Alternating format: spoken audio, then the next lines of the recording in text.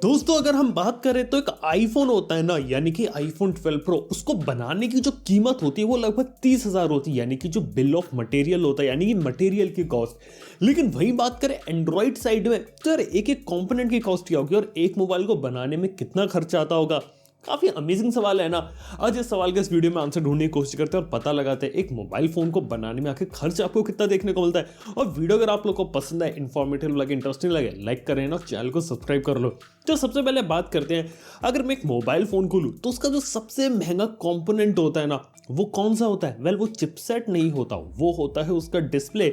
और इसलिए काफी सारी कंपनीज अपने फोन के अंदर एमोलेड डिस्प्ले नहीं डालती, क्योंकि एमोलेड डिस्प्ले की कीमत काफी ज्यादा होती है। मतलब अगर मैं इंडियन रुपीज में एक रफ ट्रांसलेशन बताऊं, वो होता है लगभग 7 से 8 हज़ार रुपए। और मैं रफ सिर्फ इसलिए बोल रहा हूं क्योंकि एग्जैक्ट इन्फॉर्मेशन निकाल पाना थोड़ा सा मुश्किल है। क्योंकि जितनी भी बड़ी बड़ी कंपनीज होती है ना, एग्जांपल बात करते हैं, रियलमी को सैमसंग से डिस्प्ले खरीदना है तो सैमसंग को वो बड़ा सा ऑर्डर देगी, और जितना बड़ा ऑर्डर होता है ना, उसके कंपेरिजन में सैमसंग उन्हें इंडिविजुअल डिस्काउंट प्रोवाइड कर सकती है। इसलिए जो सबसे हाई एंड डिस्प्ले होता है तो उसकी कीमत 7-8 हज़ार, कई बार कुछ केसेस में 10 हज़ार तक चली जाती है, जैसे आईफोन वगैरह के केसेस में, क्योंकि उन्हें कैलिब्रेटेड डिस्प्ले चाहिए। अब यहाँ पे high resolution display, high refresh rate, quad HD+, और इसी के साथ ही डिस्प्ले अगर साइड से कर्व्ड है, नीचे से कर्व्ड है, तो उसको बनाने का खर्चा और आएगा, तो मैक्सिमम 10 हज़ार तक जाता है। लेकिन generally high and flagship phone में 6-7-8 हज़ार तक। और हाँ, एमोलेड डिस्प्ले की जो स्टार्टिंग होती है वो 3 से 4 हज़ार रुपए से भी हो जाती है। तो जी हाँ, आपको इस तरह से देखने को मिलता है। और जो LCD डिस्प्लेज होते हैं वो आपको थोड़े सस्ते देखने को मिलते हैं, क्योंकि उनको बना पाना काफी ज्यादा ईजी पड़ता है। एमोलेड को बनाना ये थोड़ा सा डिफिकल्ट रहता है, इसलिए उनकी कीमत थोड़ी ज्यादा रहती है। और हाँ, अगर यहाँ पे हाई रिफ्रेश रेट को यूज किया जाएगा तो कीमत में तो इंक्रीमेंट हो ही जाएगा। लेकिन डिस्प्ले तो हो गया, अब मान लो किसी कंपनी ने सबसे हाई एंड डिस्प्ले लगा दिया तो फोन की कीमत में तो इंक्रीमेंट हो ही जाएगा। लेकिन इसके बाद जो अगली सबसे महंगी चीज होती है ना, वो होती है उसका चिपसेट। अब चिपसेट के बारे में बात बताऊं तो सबसे हाई एंड फ्लैगशिप प्रोसेसर होता है जो पिछले साल का था, वो था स्नैपड्रैगन 865। अराउंड उसकी जो प्राइस थी $50 से लेके $60 थी। मतलब हिसाब लगा सकते हैं 4,000-5,000 रुपए कंपनी को पड़ रहा था, कुछ केसेस में 6-7 हज़ार भी पड़ सकता है अगर वो कम यूनिट्स ले रही है। और यहाँ पे एक इंपॉर्टेंट चीज़ ये है कि स्नैपड्रैगन के इस प्रोसेसर के साथ एक प्रॉब्लम ये थी, वहाँ पर आपको जबरदस्ती का एक मॉडेम भी चिपकाया जा रहा था, जो कि था 5G मॉडेम। फोन के अंदर 5G हो, यूज़ करना नहीं करना वो आपके ऊपर है, लेकिन ये 5G मॉडेम तो आपको लेना पड़ेगा। इसलिए काफ़ी सारे फोन जो स्नैपड्रैगन 865 वाले थे ना, उनकी कीमत आपको ज़्यादा देखने को मिली और आपको लो प्राइस में देखने को नहीं मिले, क्योंकि इंडिविजुअल प्रोसेसर की कीमत भी ज़्यादा हो गई थी। जी हाँ, मैं बात करूँ 6 हज़ार 7 हज़ार रुपये तक, इस लेवल तक पहुंच गई थी। लेकिन बाय द एंड ऑफ 2020 ये जो चीज़ है ना, काफ़ी कम हो गई थी, 4-5 हज़ार में लगभग। इस हिसाब से जो रेट रहता है ना, वहाँ पे लोगों को देखने को मिल रहा था। लेकिन बात ये भी है कि तो हम फ्लैगशिप की बात करें, अगर हम बात करें थोड़े सस्ते प्रोसेसर की, 2-3 हज़ार में आपको अच्छे प्रोसेसर देखने को मिल जाते हैं। और अगर आप लोग को एक बात बताऊं, सैमसंग का मोस्ट पॉपुलर प्रोसेसर कौन सा है? वो है Exynos 9611। और यहाँ पे मैंने पता लगाया कि यहाँ पे Exynos 9611 की कॉस्ट कितनी होती है, और वो होती लगभग $15 के अराउंड। लगभग आप इसे 1,000 रुपए के आसपास समझ सकते हो। और जी हाँ, यहाँ पे मैं बात करूँ Exynos 9611 की, और ज़्यादातर जितने भी मिड रेंज प्रोसेसर होते हैं ना, वो 1,000, 2,000, 2,500 रुपए तक ही जाते, इससे ज़्यादा नहीं जाते। और 1,000 रुपए से नीचे वाले जितने भी प्रोसेसर होते हैं ना, वो सबके आपको बेसिक और एंट्री लेवल और जो बजट फोन्स होते हैं ना, वहाँ देखने को मिलते हैं। जैसे बात करें मीडियाटेक के काफ़ी सारे प्रोसेसर 500, यानी कि आपको $10 या उससे भी कम कीमत में भी देखने को मिलेंगे, 400-500 रुपए में भी देखने को मिल सकते हैं। जी हाँ, ये कहानी हो जाती है।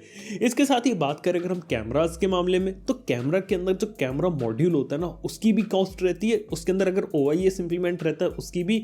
लेकिन यहाँ पे मैं सिर्फ इमेज सेंसर की बात कर रहा हूँ। अब आप सब लोग को मालूम है 2-2 मेगापिक्सल के 200 रुपए के सेंसर या 100 रुपए के जो सेंसर होते हैं वो तो रहते ही है फोन के अंदर। लेकिन अगर हम थोड़े एडवांस सेंसर के बारे में बात करें, जैसे 108 मेगापिक्सल की, इंफॉर्मेशन ये कि ऑलमोस्ट 6-7 हज़ार रुपए की कीमत रही थी जब 108 मेगापिक्सल का नया इमेज सेंसर आया था, और उस समय फ्लैगशिप लेवल का था और इसको अरेंज कर पाना काफी ज्यादा महंगा था। लेकिन धीरे धीरे इसमें इंप्रूवमेंट आया, अब रेट कम हो गया, शायद 4-5 हज़ार में भी मिल रहा होगा। इसलिए Xiaomi अपने Mi 10i के अंदर दे रही है, और दूसरे फोन्स के अंदर ये चीज़ देखने को मिल सकती है। और इसके साथ ये बात भी, जो रेगुलर नॉर्मल कैमरा सेंसर्स होते हैं ना, वो भी ज़्यादा महंगे नहीं होते, 1,500-2,000 तक आ जाते हैं, जो कि अच्छे वाले 64-48 मेगापिक्सल के सेंसर है।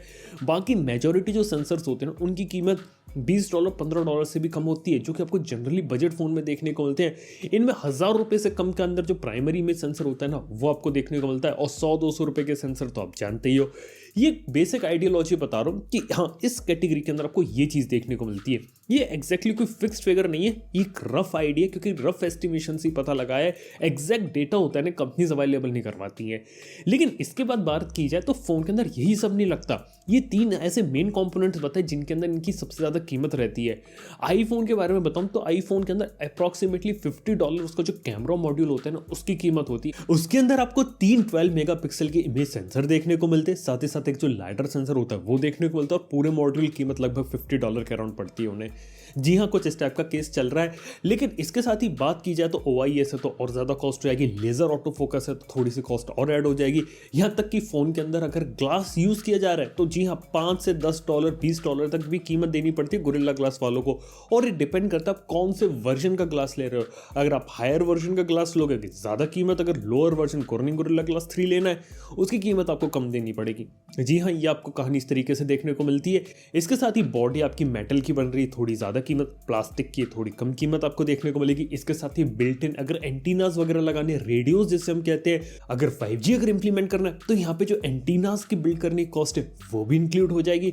और सिर्फ इतनी ही बात नहीं है, तो बाकी कंपोनेंट्स की भी कॉस्ट जाएगी। जैसे बात करें रैम की, स्टोरेज की, यहाँ तक की बात करें बैटरी की। और हाँ, एक बैटरी के बारे में एक बात पता चली, एक 5000 mAh की बैटरी कंपनी को सिर्फ $5 की पड़ती है, मतलब 300 साढ़े 300 रुपये हिसाब लगा सकते हो 5000 mAh की बैटरी का।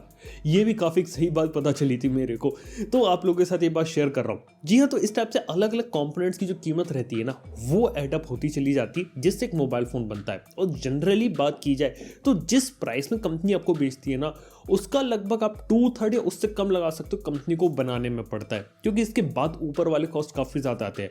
मतलब एक एग्जांपल लेता हूँ, आईफोन तो बना लिया उन्होंने 30,000 रुपये के अंदर, 30,000 रुपये के अंदर आईफोन 12 प्रो बन सकता है, कंपनी उसे 1 लाख का बेच रही है। अब ऐसा नहीं है कि पूरा 70,000 रुपये का वो प्रॉफिट ले रहे हैं, और 70,000 रुपये देखा तो सबसे बड़ा मार्जिन है जो एप्पल अपने पास रखती है। बाकी सारी कंपनीज 20%, 30% या 40% या कई बार 50% तक जाती है। एप्पल ही ऐसी कंपनी जो सिर्फ 30% रखती है और बाकी का 70% अपने दूसरे मार्जिन रखती है। और 70% दूसरे इसलिए क्योंकि यहाँ पे आपको काफ़ी सारी दूसरी कॉस्ट को भी इंक्लूड करना पड़ता है। जैसे एक बात बताऊँ आपको, फ़ोन के अंदर अगर आपको कोई भी चीज़ इंप्लीमेंट करनी, कोई भी चीज़ इनेबल करनी, उसके लिए कई बार रॉयल्टी पे करनी पड़ती है। गूगल की सर्विसेज इंप्लीमेंट करनी है, $1 $2 आपको कुछ ऐसे पर पीस के हिसाब से रॉयल्टी पे करनी पड़ती है गूगल को, कि जितने आप फ़ोन मार्केट में बेचोगे उसके अंदर गूगल की प्ले सर्विस होंगी तो उसका कुछ पैसा गूगल अपने पास लेगा। इसके साथ ही अगर हम बात करें तो अगर आप 5G इंप्लीमेंट करो तो 5G के जो पेटेंट होल्डर्स हैं उन्हें रॉयल्टीज़ पे करनी पड़ेगी, वहाँ पर एक खर्चा आएगा। इसके साथ ही एक इम्पॉर्टेंट बात यह भी है कि अगर एक स्मार्टफोन बनाने वाली कंपनी अगर किसी दूसरी कंपनी की टेक्नोलॉजी यूज़ करिए, जैसे कालजीज के लेंसेज वगैरह यूज़ कर रही है, उन्हें वहाँ पे उन्हें पैसा देना पड़ेगा। ऐसे ही अगर हम बात करें तो यहाँ पे डॉल्बी का अगर यूज़ करें, डॉल्बी एटमॉस वगैरह का, $1 $3 इस टाइप से चीज़ें, या फिर $5 तक आपको चीज़ें देखने को मिलती हैं। टीवी के अंदर देखा जाए तो डॉल्बी विजन, डॉल्बी एटमॉस को इंक्लूड करने की कॉस्ट $5 से $10 पड़ती है, यानी कि 300 से 700 800 रुपये तक इसकी कॉस्ट पड़ती है। इस टाइप से जो रॉयल्टी वाली कॉस्ट है वो आपको देखने को मिलती है। और ये सब अभी तक मैंने कॉस्ट इंक्लूड करी है। इसके साथ ही सारे अलग अलग पार्ट्स को अरेंज करना, उनकी शिपिंग वगैरह करवाना, फिर एक जगह मंगा के उनको असेंबल करना, कॉस्ट इससे भी इंक्रीज होती है, क्योंकि जो लोग फ़ोन बना रहे हैं वो उसकी प्राइस के भी उसके अंदर इंक्लूड हो जाएगी।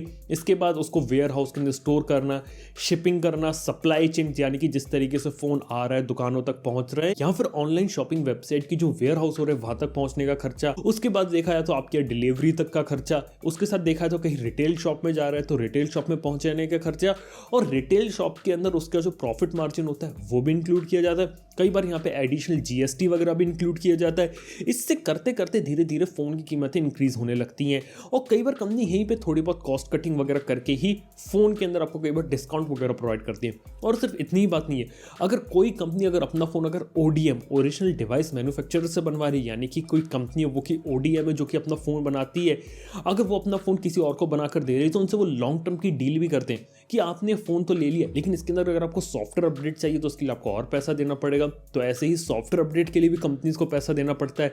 अब यहाँ पे ODM को पैसा दो, यहाँ पे अपने खुद के इंजीनियर को पैसा दो, ताकि वो सॉफ्टवेयर अपडेट बनाते रहे। यहाँ पर भी जो डिवाइस के अंदर जो कीमत होती है वो इंक्लूड हो जाती है। और सिर्फ इतनी ही बात नहीं है, आफ्टर सेल सर्विस की, कस्टमर केयर सपोर्ट की, यार इन सारी चीज़ें मिल जाती हैं और उसके बाद उनका जो प्रॉफिट मार्जिन होता है वो आता है।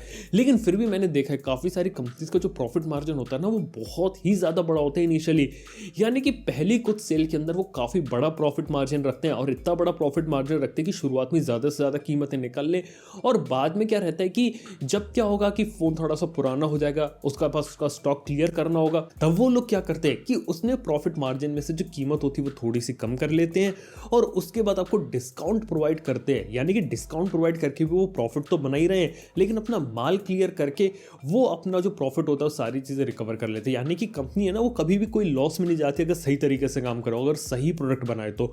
और देखा जाए कोई भी कंपनी का प्रोडक्ट ले लो, उनके अंदर प्रॉफिट मार्जिन वगैरह रहता है, किसी कंपनी का बहुत ज़्यादा रहता है, किसी कंपनी का कम रहता है। यहाँ पे मार्केट में सबसे ज़्यादा जो प्रॉफिट मार्जिन जो मेरे को पता है ना वो है एप्पल का। सबसे ज़्यादा पैसा एक आईफोन बेचने पे जो कंपनी कमाती है वो एप्पल है। 30,000 का आईफोन बनाने का जो बिल ऑफ मटेरियल होता है उसे लाख रुपए का बेच के वो लोग बहुत ज़्यादा पैसा बना रहे हैं। मतलब अगर मैंने जितनी सारी चीज़ें बताई वो सारी चीज़ें अगर मैं हटा भी लूँ, रिसर्च एंड डेवलपमेंट को भी हटा लूँ, उसके बाद भी अगर हम बात की जाए तो जी हाँ, आईफोन से जो सबसे ज़्यादा पैसे वो आज के समय में एप्पल ही बना रही है। और उसके बाद अगर हम बात करें तो दूसरी काफ़ी सारी कंपनी है, सैमसंग का काफ़ी ज़्यादा होता है, ओप्पो वीवो की अलग कहानी रहती है, ये लोग रिटेलर को सबसे ज़्यादा प्रॉफिट मार्जिन प्रोवाइड करते हैं। रियलमी का भी ठीक ठाक है। वहीं बात करें Xiaomi तो ये क्लेम करते हैं कि हमारा तो 5% से भी कम है, मिनिमम 5% रहता है प्रॉफिट मार्जिन। अब पता नहीं इस बात में कितनी सच्चाई है, लेकिन हाँ, जिस तरीके से Xiaomi के फ़ोन की हमने प्राइसिंग वगैरह देखी है ना, उससे लगता है कि शायद ये बात सच भी हो सकती है, क्योंकि ऐसा लगता है कि बहुत ही कम प्राइस में बहुत ही अच्छे फोन्स का अवेलेबल करो, उनके अंदर प्रॉफिट मार्जिन कम कर रहे हैं, कुछ भी बात हो सकती है। तो यार ये पीछे की पूरी कहानी होती है। वैसे देखा जाए तो एक तरीके से एक मोबाइल फ़ोन की जो कीमत रहती है वो आप समझ सकते हैं कि जितनी उस पर MRP पड़ी है ना उसकी आधी है, उससे थोड़ी सी कम आपको इसकी बनाने की जो कीमत है वो लग रही है।